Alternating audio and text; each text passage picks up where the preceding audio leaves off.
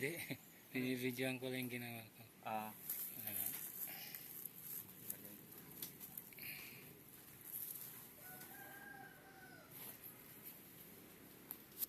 Okay, sir.